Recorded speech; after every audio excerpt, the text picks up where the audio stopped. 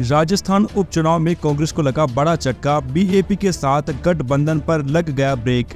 राजस्थान में लोकसभा चुनाव में जिस गठबंधन के सहारे कांग्रेस ने बड़ी जीत हासिल की थी, अब उनकी सहयोगी दलों के साथ उपचुनाव से पहले समीकरण बिगड़ते हुए दिखाई दे रहे हैं, जिसकी शुरुआत 84 और सलंगपुर विधानसभा सीट पर हो चुकी है। कांग्रेस के नेता सहयोगी दल को लोकसभा चुनाव में सीट छोड़ने का त्याग याद दिलाकर वादा निभाने की दुहाई देते रहे।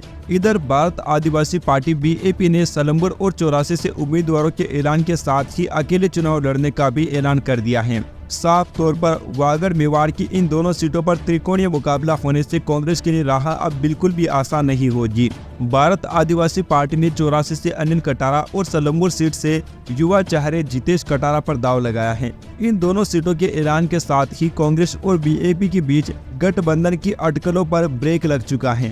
दरअसल इस साल लोकसभा चुनाव के दौरान बांसवाड़ा डूंगरपुर लोकसभा सीट पर बीएपी प्रत्याशी राजकुमार रोत और बागीदोरा उपचुनाव में बीएपी के जय कृष्ण पटेल को कांग्रेस ने समर्थन दिया था। लेकिन जब चुनाव परिणाम घोषित होने के बाद राजनीति प्रदेश के मुद्दों पर एक बार फिर केंद्रित होने लगी, तो कांग्रेस के सहयोगी दल कहते हुए सुनाई दिए कि गठबंधन तो राष्ट्रीय स्तर पर था। बीएपी हो या आरएलपी, दोनों ही राजनीतिक दल कांग्रेस से अलग लाइन लेते दिखाई दिए। खास बात यह भी है कि कांग्रेस का प्रदेश नेतृत्व गठबंधन के बारे में हाईकमान के स्तर पर विचार होने की बात कह रहा था, लेकिन इससे बीएपी ने बिना देर किए फैसला लेते हुए कांग्रेस को जरूर परेशान करने की कोशिश की है। इधर जब कांग्रेस की सीडब्ल्यूसी सदस्य और सलंगपुर सीट से प्रबल दावेदार रघुवीर सिंह मीणा ने एनडीटीवी राजस्थान से सवाल किया, तो उन्होंने खास बातचीत में कहा कि इस बार सलंगपुर विधानसभा सीट कांग्रेस की झोली में जाएगी। बीएपी के लिए कांग्रेस पहले ही बांसवाड़ा लोकसभा सीट और डूंगरपुर बागीदोरा सीट छोड़ चुकी है। अब उनकी बारी है देने की। अगर वह समझते हैं कि राजनीति में जुबान की वैल्यू होती है,